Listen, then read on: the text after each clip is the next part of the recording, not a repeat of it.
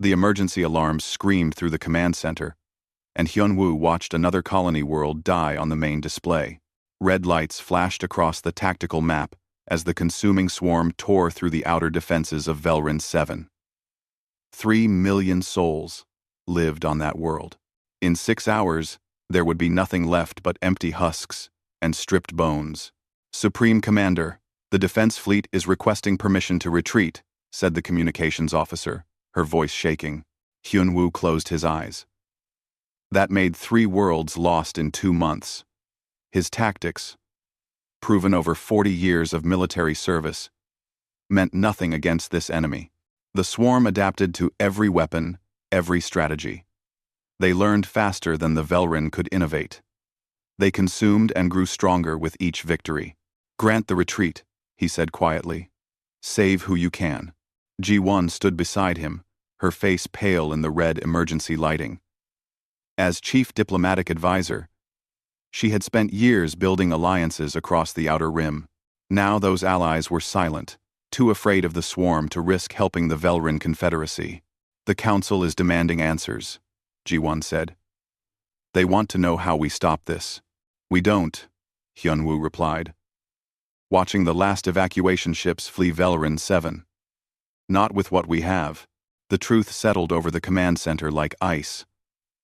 Officers who had served with Hyunwoo for decades stared at their stations, unable to meet his eyes. The greatest military commander in Velrin history had just admitted defeat. Tae-young, the youngest fleet captain, stepped forward. His uniform was crisp, his eyes still bright with the idealism of someone who had never truly lost. "Sir, there must be something we haven't tried. A new formation. A different weapon." "Captain, I've tried everything in 40 years of warfare," Hyunwoo interrupted. "This enemy is different. They don't think like us. They're a hive. A single mind, controlling billions of bodies. Every tactic we use, they absorb and counter. We're not fighting a war. We're feeding a beast." The council meeting that night was chaos. 12 representatives from the surviving worlds shouted over each other, demanding solutions that didn't exist.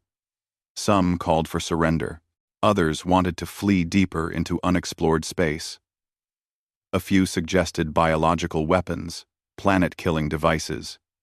Anything to stop the swarm's advance. Hyunwoo stood before them, silent, until the shouting died. "We have one option left," he said. "One we swore never to consider." The chamber went deathly quiet. Ji-won rose from her seat. "No, you can't mean Earth," Hyunwoo said. And the word fell like a bomb. Chaos erupted again. Council members screamed objections, curses, fears. Earth was forbidden. Earth was dangerous. The Outer Rim Pact, signed 200 years ago by every civilized species, declared humanity off limits. Humans were primitives, violent and unstable, who had nearly destroyed themselves in terrible wars. The galaxy had agreed. Leave them isolated, contained, never contacted. "You speak of treason," said Elder Counselor Woojin, his old voice cutting through the noise. "Our ancestors witnessed the human unification wars. They saw what humans do to each other. Cities turned to glass, weapons that rewrote biology itself. We signed the pact to protect ourselves from them. And now we die with honor?" Hyunwoo challenged. "Our people, our culture, everything, we are gone. But at least we kept our promise to stay away from Earth?" Ji-won accessed her data tablet, her hands shaking. "I've been researching the old records. The ones from when our scouts observed Earth, the things they documented." She paused. "The humans developed something called conversion warfare, technology that turns enemy weapons against their creators. They didn't just defeat their enemies. They made their enemies destroy themselves." "Exactly why we should never contact them," Woojin shouted. "Or exactly why we should," Hyunwoo countered. "The swarm is unstoppable. Unless we find something equally unstoppable, to fight them. The vote was close. 7-5. 7 counselors willing to commit what their entire civilization considered the ultimate betrayal. 5. Who chose death over dealing with humanity. Hyun-woo returned to the command center, exhausted. Taeyang waited there, standing at attention. "You volunteered?" Hyun-woo asked, though he already knew. "Yes, sir." "You need someone to take the message to Earth. Someone expendable." Taeyang smiled weakly. "I'm the youngest captain, the least experienced. If the humans destroy the messenger, better me than someone valuable." "You're braver than you know," Hyun-woo said. He pulled up the navigation charts to the Sol system. "Earth's location has been marked as forbidden space for 2 centuries. We don't know what defenses they have now. We don't know if they'll even listen before they fire." "I understand, sir. You'll take an unmarked ship, no Velrin identification. If they destroy you, they won't know who sent you. Maybe they won't come looking for revenge." Hyun-woo placed his hand on the young captain's shoulder. "If you somehow survive, tell them the truth. Tell them we're dying. Tell them. Tell them we were wrong to fear them. And we're sorry." 3 days later, Taeyang's small ship departed from the shadow of Velrin Prime's moon. No ceremony marked his departure. No one could know about this mission except the 7 counselors who had voted yes. If other species learned the Velrin had broken the pact, they would become enemies overnight. Hyun-woo watched the ship's signal disappear into the darkness of space. He had just committed treason against every principle his people held sacred. He had just sent a young officer to probable death. And if somehow this worked, if humanity actually came, he had no idea whether he was saving his people or dooming them to something worse than the swarm. Ji-won stood beside him at the observation window. "Do you think we'll regret this?" "I already do," Hyun-woo said. "But regret is for those who survive. Right now, I just want my people to have the chance to feel regret later." On the tactical display, another world's defense grid began failing. The swarm was coming, endless and hungry, and somewhere in the darkness, a small ship raced toward the one species the galaxy had agreed to fear forever. Taeyang's ship shuddered as it dropped out of faster-than-light travel. The Sol system spread before him, and his heart nearly stopped. The scanners screamed warnings. 27 warships surrounded his vessel within seconds, appearing from nowhere as if they had been waiting.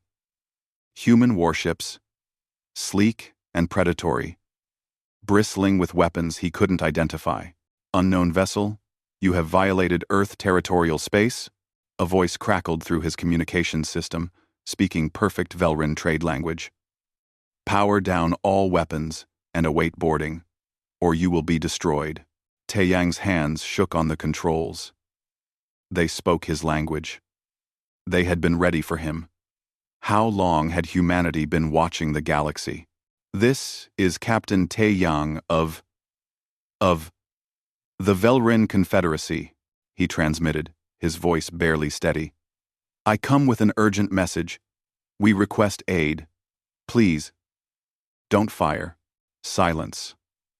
Long, terrible silence.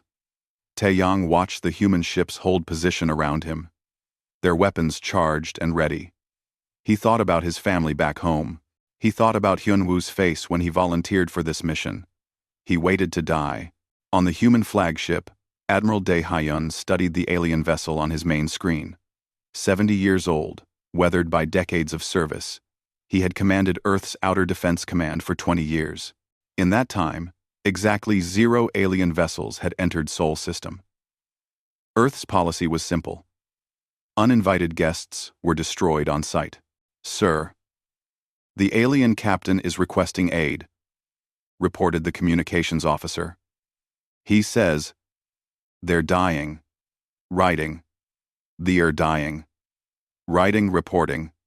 Reporting. They're all dying when they get this close to Earth," Dae-hyun said coldly. "They signed their pact. They agreed to leave us alone. Now one shows up begging? A woman stepped forward from the science station. Sun He, the xenolinguist, had studied alien languages her entire career without ever meeting an actual alien. Now she had her chance. Admiral, let me talk to him, Sun He urged. We've been isolated for 200 years. This could be important. What if they're telling the truth? Dae Hyun considered. Earth had developed advanced technology in isolation. Yes, but the galaxy was huge, and humanity had always wondered what was happening out there beyond their self-imposed quarantine. The Outer Rim Pact had been the aliens' idea, not Earth's. They had declared humanity too dangerous and demanded isolation. Humanity had accepted, but never forgotten the insult. 5 minutes, Dae-hyun said. Get me everything he knows. Sun He worked quickly, establishing a proper communication channel. Tae-yang appeared on the screen, young and terrified, and her heart ached with sympathy. Captain Tae-yang. I'm Sun He. I want to hear your message, she said gently. Why did you break the pact? Words poured out of Tae-yang like water from a broken dam. He told them everything. The consuming swarm, the fallen worlds, the desperate council vote, Hyun-woo's impossible choice. 3 million dead on Velran 7 alone, billions more soon to follow. We were wrong about Earth. Tae-yang finished, his voice breaking. We were arrogant. We thought we were better than you. Now we're dying, and we have nowhere else to turn. If you want to destroy me for breaking the pact, I understand. But please, if there's any mercy in humanity, help my people. Sun He turned to Dae-hyun. The Admiral's face was stone, unreadable. It could be a trick, said Commander Jin-ho, the tactical officer. With one unarmed scout ship? Sun He challenged. Look at him. He's genuinely terrified. Dae-hyun stood, walking closer to the screen where Tae-yang waited, probably expecting death. The Admiral remembered his own grandfather's stories, passed down from the Unification Wars, terrible times when humanity nearly destroyed itself, when weapons of unimaginable horror were unleashed, and only the desperate formation of a world government stopped total extinction. Hold position, Captain, Dae-hyun ordered. We'll discuss this. The channel closed. Tae-yang slumped in his pilot's chair, shaking. They hadn't killed him yet. That was something. 3 hours later, a shuttle arrived from Earth itself. It carried Young Sik, Earth's newly appointed Secretary of Interspecies Affairs, a position created only 10 years ago in case aliens ever made contact. Young Sik was a politician and diplomat, trained for a job everyone assumed would never actually happen. The meeting took place aboard Dae-hyun's flagship. Tae-yang was brought over, searched thoroughly for weapons, and seated in a conference room.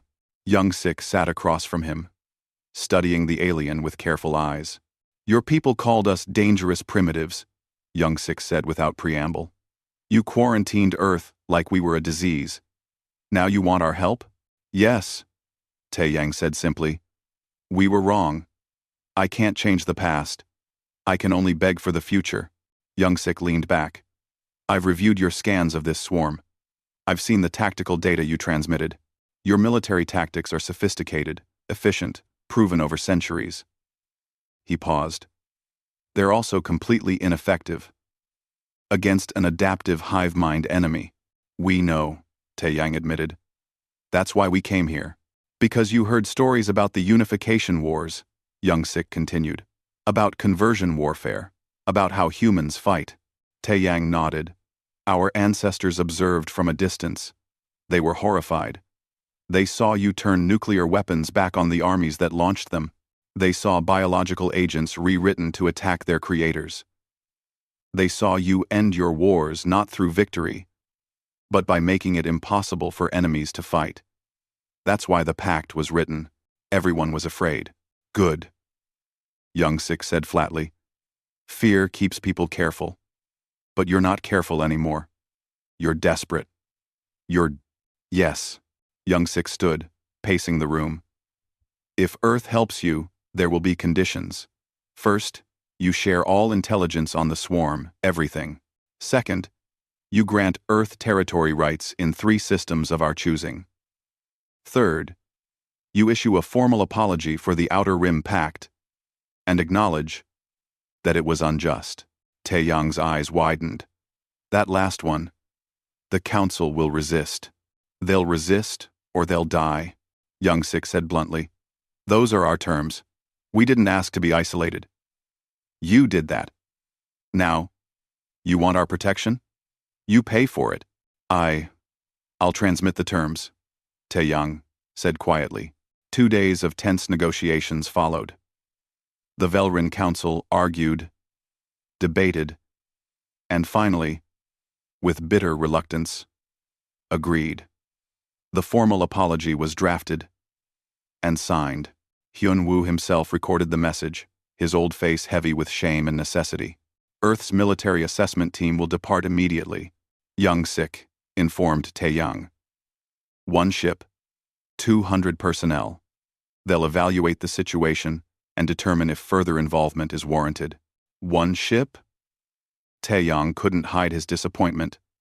We're facing billions of swarm creatures. Young-sik smiled, and it wasn't a comforting expression. 1 ship will be enough to show you if those stories were true. The human corvette Times, Indomitable Times, departed Sol System 3 days later. Captain Minseo commanded. A veteran of Earth's resource wars. Conflicts fought over water and minerals that had taught humanity brutal efficiency. 200 soldiers and specialists filled her ship, along with weapons and technology the Velrin had never imagined. Taeyang escorted them back to Velrin space, still uncertain if he had saved his people or led something terrible to their doorstep. When the Times Indomitable Times emerged near Velrin Prime, Hyun-woo watched from the command center, seeing the small human vessel and wondering the same thing. Taeyang wondered. Was this salvation or a new kind of doom? Captain Minseo stood in the Velrin command center, reviewing 40 years of battle recordings in under 3 hours. Hyun-woo watched the human captain work, disturbed by her complete lack of reaction to scenes of massive destruction and death. She watched Velrin fleets die with the same expression someone might use while reading a grocery list. Your tactics are suicide, Minseo finally said, turning to face Hyun-woo and the assembled Velrin commanders. Tactically conservative, to the point of suicide. The room erupted in angry protests. Hyun-woo raised his hand for silence. Explain. You fight like you're trying to minimize casualties, Minseo said. Noble. Admirable. Completely wrong against this enemy. The swarm doesn't care about casualties. Every loss teaches them something new. You're basically running a free military academy for them, teaching them all your techniques while trying not to hurt them too badly. We're not trying not to hurt them, Commander Jisoo protested. We're trying to survive. No, you're trying to win cleanly, Minseo corrected. There's a difference. Winning cleanly is a luxury for enemies who think like you do. The swarm doesn't think. It consumes. You can't negotiate with it. You can't intimidate it. You can't make it surrender. You can only make it stop existing. Hyun-woo felt a chill run down his spine. What exactly are you proposing? I need live specimens, Minseo said. Swarm creatures. At least 20 different types, including their communication nodes. I also need permission to conduct experiments that your people will find disturbing. What kind of experiments? Ji-won asked carefully. The kind that win wars, Minseo replied. You wanted Earth's help. This is what it looks like. Jae-sung, the human combat engineer, began his work in a sealed laboratory aboard the Times Indomitable Asterisk. Hae-won, the Velrin xenobiologist assigned to assist him, watched in growing horror as the humans systematically dissected living swarm creatures, cataloged their biology, and then did something unthinkable. He started incorporating swarm biological material into weapons. What are you doing? Hae-won demanded, watching Jae-sung splice swarm genetic material with human-designed nanomachines. Jae-sung looked up, his face calm behind his protective gear. This is adaptation. Your people fight the swarm with weapons designed for conventional enemies. I'm designing weapons specifically for them. Weapons that use their own biology against them. By becoming like them? No. By understanding them better than they understand themselves. Jae-sung returned to his work. The swarm is a hive mind, right? All their creatures connected through biological signals. They share information instantly. That's their strength. He smiled coldly. It's also their weakness. Runtained. Over 3 days, Jae-sung created something he called a neural disruptor. It looked like a standard projectile weapon, but the ammunition was alive. Engineered from swarm tissue and human biotechnology. Hae-won read the design specifications and felt sick. This will make them attack each other, she said quietly. Yes, this is psychological warfare. You're not just killing them, you're torturing them. Jae-sung set down his tools and looked at her directly. The swarm has killed billions of your people. They've eaten entire worlds. They don't feel pain the way you understand it. They're not individuals suffering. They're parts of a whole that needs to be stopped. I can do this cleanly and quickly, or I can watch your entire species die while I worry about being polite to monsters. Which would you prefer? Hae-won had no answer. News arrived that Velrin 4 was under attack. The swarm had sent a medium-sized fleet, about 5,000 bioships, to overwhelm the colony's defenses. Hyun-woo prepared to send reinforcements, knowing they would arrive too late. We'll handle it, Min-seo said simply. You? Hyun-woo stared at her. You have one ship. One ship. One ship with 200 people who know how to fight wars, not manage battles. Min-seo corrected. Watch and learn. The Times. Indomitable Times arrived at Velrin 4 alone, facing a swarm fleet that outnumbered it thousands to one. The Velrin defenders watched in confusion as the small human vessel didn't even raise shields. It simply broadcast something into space, a signal, complex and layered, that the Velrin sensors couldn't interpret. The swarm bioships received the signal. Their hive mind processed it, and then everything went wrong for them. Jae-sung's neural disruptor technology didn't require physical delivery. It had been weaponized into a broadcast signal that hijacked the swarm's own communication network. The bioships suddenly perceived each other as threats. The hive mind, receiving contradictory information from thousands of sources simultaneously, fractured. Swarm bioships began firing on each other. Massive creatures tore into their own fleet mates. The organized assault dissolved into chaos as the swarm attacked itself with the same ruthless efficiency it had used against the Velrin. Min-seo watched from the Times' indomitable asterisk's bridge, her face expressionless. Target the communication nodes now. Don't let them adapt. Human weapons, precise and devastating, destroyed the swarm's central coordination creatures. Without them, the signal couldn't be countered. The confusion spread. Within 40 minutes, the entire swarm fleet was debris. Not a single human shot had actually hit a swarm bioship that wasn't already dead from its own allies.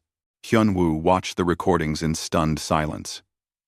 Beside him, his senior commanders couldn't speak. Tae-yang, who had witnessed it firsthand, looked pale. They didn't even fight, Jisoo whispered. They made the swarm kill itself. That's human warfare, Tae-yang said quietly. That's what our ancestors saw during the Unification Wars. That's why they wanted to quarantine Earth. Min-seo returned to Velrin Prime and met with Hyun-woo in private. The Supreme Commander looked older than he had a week ago. The weight of what he'd witnessed pressing down on him. You saved Velrin 4, Hyun-woo said. But you're terrified instead. Min-seo finished. Good. You should be. You asked for Earth's help without understanding what that meant. I understood you were dangerous, Hyun-woo said.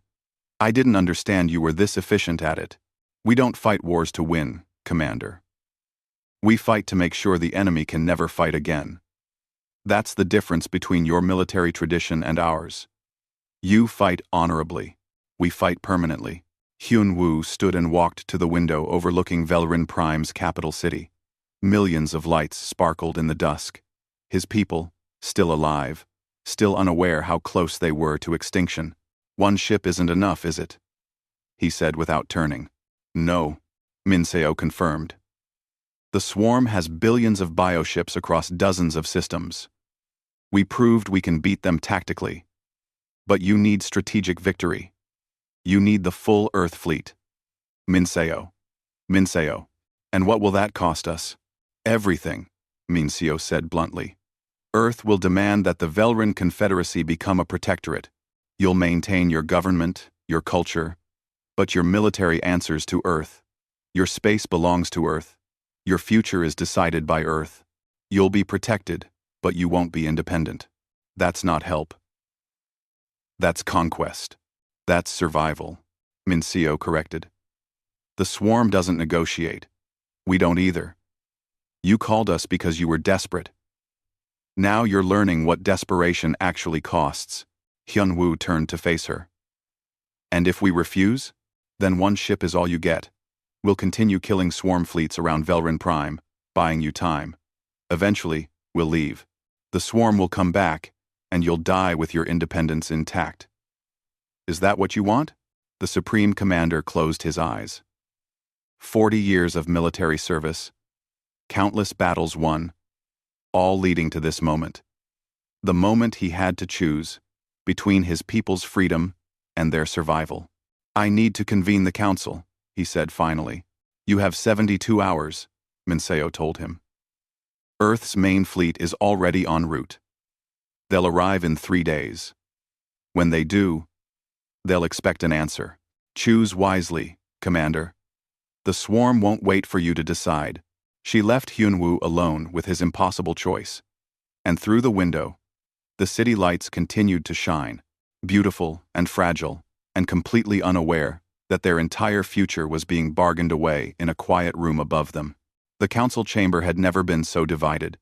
Hyun-woo presented Earth's terms, and chaos erupted immediately. 6 counselors stood in immediate protest, shouting over each other, while the other 6 sat in grim silence, knowing what had to be done. "This is occupation," Elder Woojin roared, his aged voice cracking with fury. "We asked for help, not surrender. We asked for survival," Ji-won countered quietly. "This is what it costs." Sang-woo, a younger counselor who commanded significant military support, stood and pointed at Hyun-woo accusingly. "You've doomed us. You brought the humans here, and now they're taking everything." "We won't be slaves," Hyun-woo said, exhausted. "We'll be a protectorate. We keep our government, our laws, our culture, under human supervision," Sang-woo interrupted. "Our military answers to them. Our space belongs to them. That's not protection, Commander. That's colonization with better words." The debate raged for 6 hours. Arguments became shouting matches. Shouting matches became threats. Finally, Hyun-woo stood and demanded silence. "Counselor Sang-woo, you want us to die free. I understand that impulse. I was raised on the same values of honor and independence." Hyun-woo's voice was steady, but his eyes held terrible sadness. "But I've spent 40 years in command. Ludi 100. I was spent 40 years in command. I've sent soldiers to their deaths. I've watched worlds fall. And I've learned something that our traditions never taught me. Dead people have no honor. Dead people have no independence. Dead people have nothing." "You've become a coward," Sang-woo said coldly. "No, I've become practical. The swarm doesn't care about our honor. Earth offers us a future. Not the future we wanted, but a future. I'll take that over an honorable extinction." The vote was 7-5 again. The same split as before, the same bitter division. The Velrin Confederacy would become Earth's protectorate, and half the council believed they had just signed away their souls. Sang-woo walked out of the chamber without another word. Within hours, he broadcast a message across Velrin space, calling for resistance. Thousands rallied to his cause: military officers, civilians, entire planetary governments. They declared themselves the Free Velrin movement, opposed to human occupation. G1 found herself negotiating with Youngsik again as Earth's diplomatic representative arrived aboard a massive transport vessel. This time, the discussions were colder, more formal. The illusion of equality was gone. G1 was negotiating surrender terms, and both sides knew it. Earth will establish military bases in 7 systems, Youngsik outlined. Velrin forces will integrate into a joint command structure under human leadership. All technology sharing goes in one direction: you learn from us, not the other way around. That's not sharing. That's dominance, G1 said quietly. Yes, Youngsik agreed without hesitation. We're not pretending this is a partnership between equals. Advisor, your people are dying. Ours aren't. The terms reflect that reality. 8. What does Earth truly want from us? G1 asked, leaning forward. Is this about resources? Territory? Strategic position? Youngsik was quiet for a long moment. When he spoke, his voice held unexpected depth. Earth nearly destroyed itself 200 years ago. Our unification wars killed billions. We developed weapons that shouldn't exist. We hurt each other in ways that still haunt us. And we learned something from that horror. Strength, without responsibility, leads to extinction. I don't understand. We won't let it happen again. Not to us, not to anyone else. When we see species on the edge of extinction, we intervene. Whether you want it or not. Whether you like our methods or not, we'll save you from yourselves and from others. Because we know what happens when strong species stand by and watch weaker ones die. G1 stared at him. You're saying this is mercy? I'm saying this is responsibility.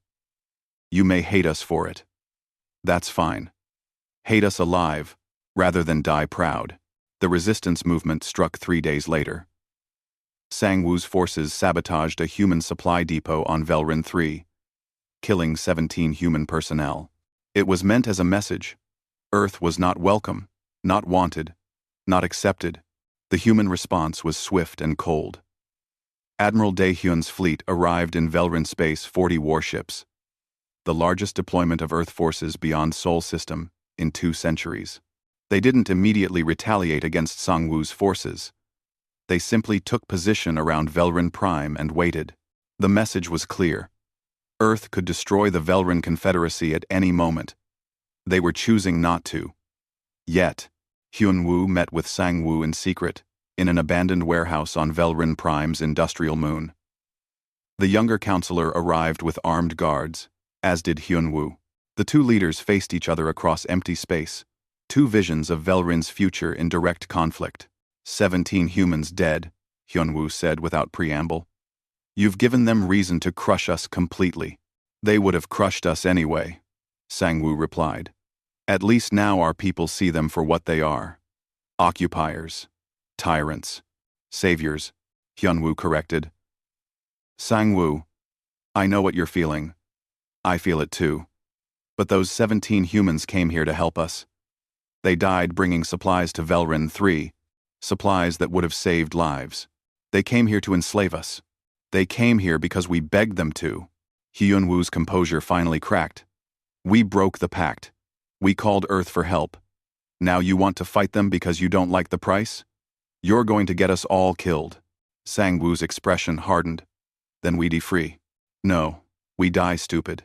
There's a difference. The meeting ended with no resolution. Sangwoo's forces continued their resistance, sabotaging human installations, attacking collaboration convoys, and spreading propaganda against Earth's presence. Support for the movement grew, especially among military officers who resented being placed under human command. Then the swarm returned. The attack was massive, coordinated across 3 systems simultaneously. Intelligence suggested the swarm had been gathering forces, preparing for one final, overwhelming assault. 15,000 bioships converged on Velrin Prime, ignoring the defended colony worlds. going straight for the heart of the Confederacy. Every alarm on Velrin Prime screamed. Orbital defenses activated. The Velrin home fleet scrambled to intercept. And 40 human warships moved into defensive formation around the planet. Hyun Woo stood in the command center, watching the tactical display with his heart in his throat. This was it. Everything came down to this moment. Could Earth truly stop this? Or had he made a terrible mistake? Admiral Dae Hyun opened a communication channel to Hyun Woo. The old human admiral's face appeared on screen, calm, despite the approaching apocalypse. Commander Hyun Woo, we're about to engage. I need you to understand something. This battle will show you exactly what Earth's protection means. What you see today will define your people's future relationship with humanity. Watch carefully. The channel closed. Hyun Woo gripped the railing before him, knuckles white. Ji-won stood beside him, her face pale. What do you think he meant? She asked quietly. I think we're about to learn what we truly bought, Hyun Woo replied. And I think we're going to wish we'd never asked. On the command center's display, 15,000 swarm bioships entered weapons range. The largest battle in Velrin history was about to begin.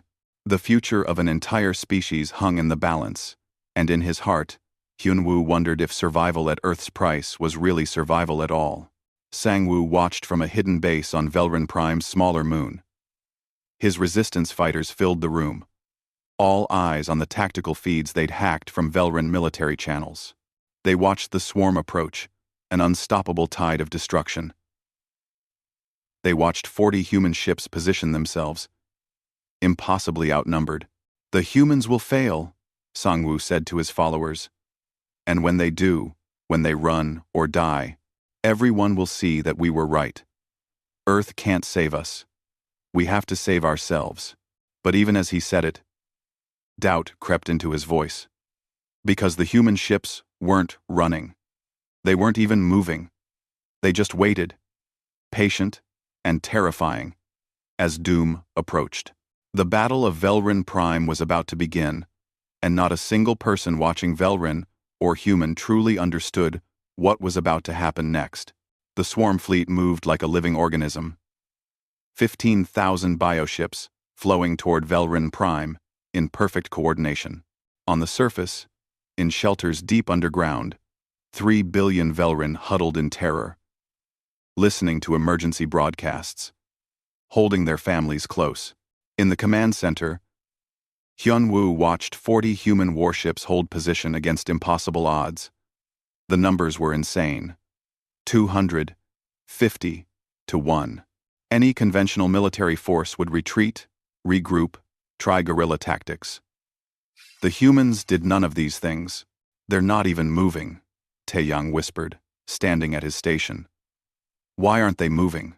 Captain Min Seo's voice came through the communication channel, calm as if discussing weather. Commander Hyun Woo, please ensure all Velrin forces maintain position behind our defensive line. Do not engage the swarm. I repeat, do not engage. Captain, you're outnumbered 250 to 1, Hyun Woo said, his voice tight. Let us help. You can't help with what's about to happen. Just watch, learn, and understand what you agreed to. The first wave of swarm bioships entered weapons range. Velrin sensors detected the swarm, preparing to fire. And then, something strange began. Insu, the human fleet coordinator aboard Admiral Daehyun's flagship, activated what Earth called the Cascade Protocol. The name meant nothing to the Velrin. The technology behind it was beyond their understanding. What happened next would haunt them forever. Every human ship simultaneously broadcast a signal. Not the simple neural disruptor from Velrin 4. This was something far more sophisticated, far more terrible. This was 3 months of human scientists studying swarm biology, understanding their hive-mind communication network better than the swarm understood itself. The signal wasn't an attack, it was a rewrite. The swarm's bioships received the signal through their own communication network. The hive mind processed it. 2FT. And in that moment of processing, the Cascade Protocol inserted new biological imperatives into the swarm's fundamental programming: consume, grow, spread. These had been the swarm's core directives for countless millennia. Human technology changed them. Self-terminate. Stop. End. The change propagated through the hive mind faster than thought. 15,000 bioships around Velrin Prime suddenly turned their weapons on themselves. But this wasn't confusion. Like at Velrin 4, this was deeper. The swarm wasn't being tricked. It was being fundamentally rewritten. Hyun-woo watched in horror as bioships tore themselves apart. Not fighting each other. Destroying themselves. Deliberately. Methodically. As if suicide had become their only purpose. "What are they doing?" Ji-won gasped. "Dying." Min-seo's voice answered through the channel. "Permanently." But the horror had just begun. The Cascade Protocol didn't stop with the fleet at Velrin Prime. The rewritten bioships transmitted the new programming to other swarm forces through their own communication network. Those ships transmitted to others, and others, and others. Across the galaxy, in dozens of systems, swarm fleets began dying, not from battle, from the simple biological imperative to cease existing. Hae-won, the Velrin xenobiologist, accessed the human research data from her station and felt her blood turn to ice. The Cascade Protocol targeted the swarm's reproductive biology. Every swarm creature, everywhere, had just been rendered incapable of creating offspring.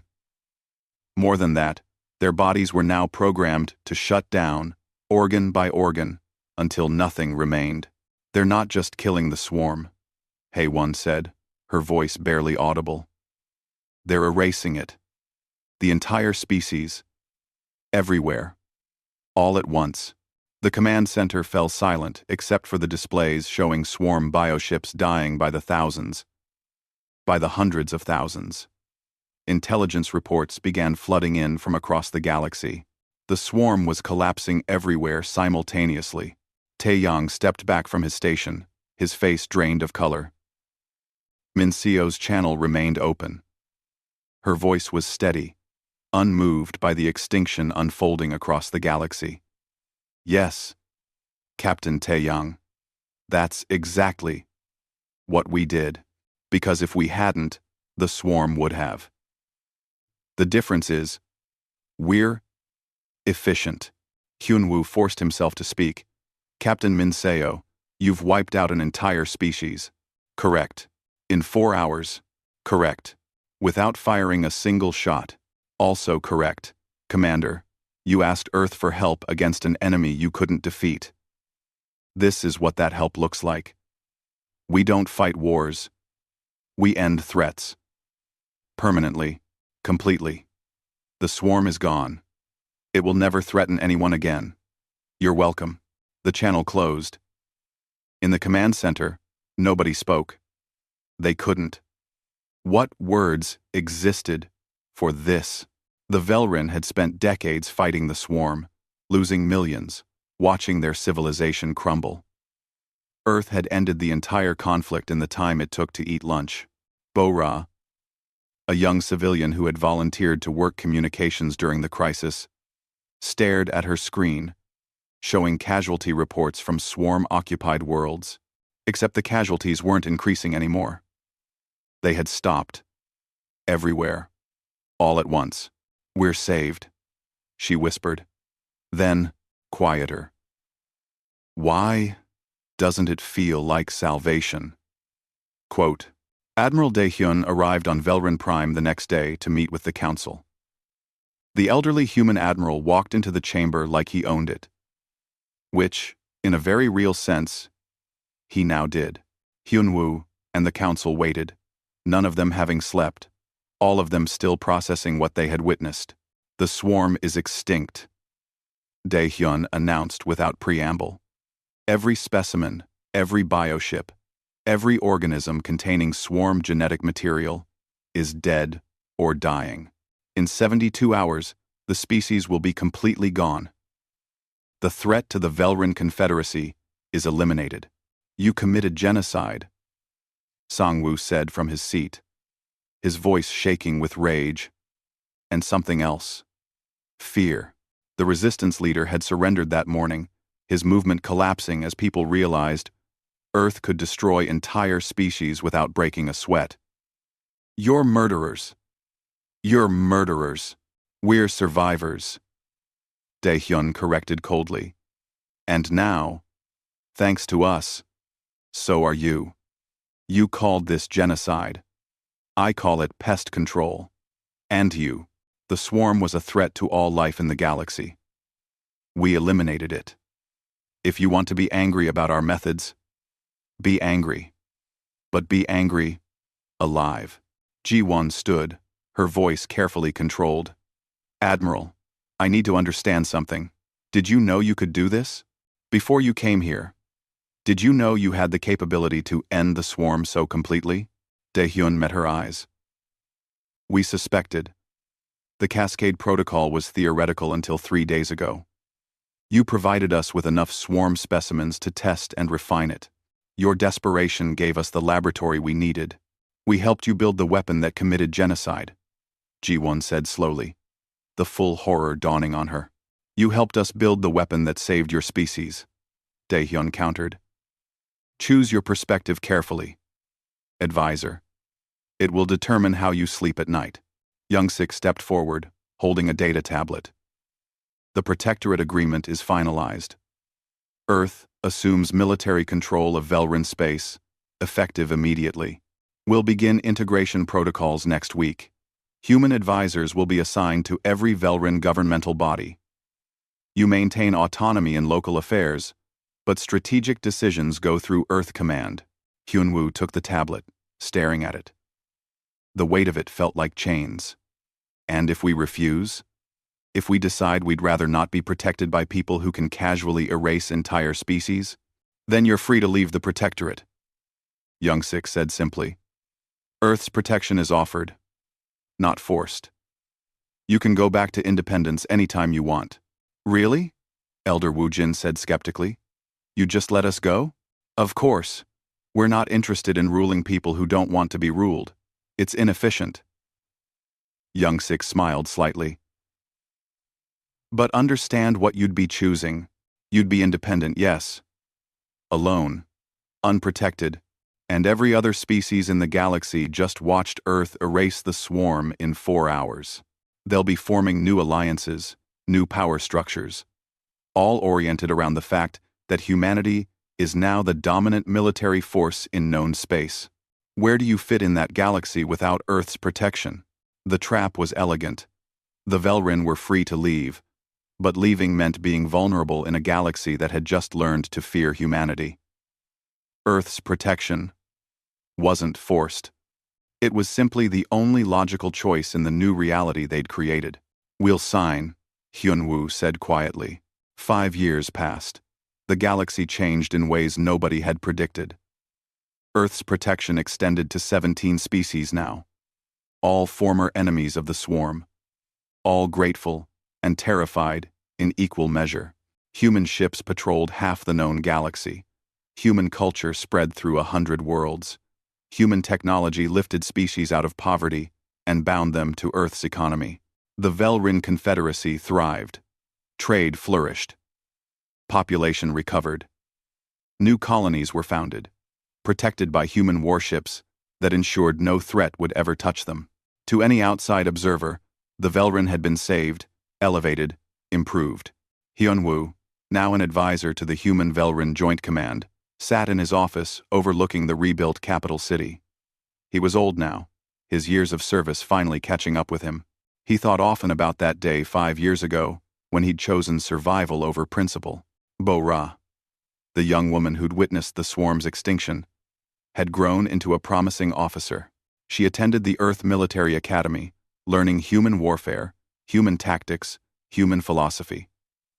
When she visited Velrin Prime on leave, she didn't look quite Velrin anymore. She wore a human uniform. She thought in human strategic terms. She had become something hybrid, something new. Taeyang commanded a joint species warship now, humans and Velrin working side by side. He was good at his job, respected by both species, but sometimes, late at night, he remembered flying alone toward Sol system, terrified and desperate, and wondered if he should have just let his people die. Ji-won watched human ships patrol Velrin space from her diplomatic office. But they were also a constant reminder that the Velrin weren't truly independent anymore. They had traded one kind of survival for another. She had a recurring thought. One she'd never spoken aloud to anyone. We asked monsters to save us from monsters. We survived. But are we still ourselves? Sang-woo, broken by his failed resistance, spent his days in quiet retirement, writing histories that nobody read. He documented the old Velrin, the proud Velrin, the independent Velrin, the Velrin that no longer existed. The galaxy moved forward. Species thrived under Earth's protection. The swarm was forgotten, a nightmare from the past that humanity had erased with terrifying efficiency. Peace reigned, enforced by human ships carrying weapons that could end civilizations in hours.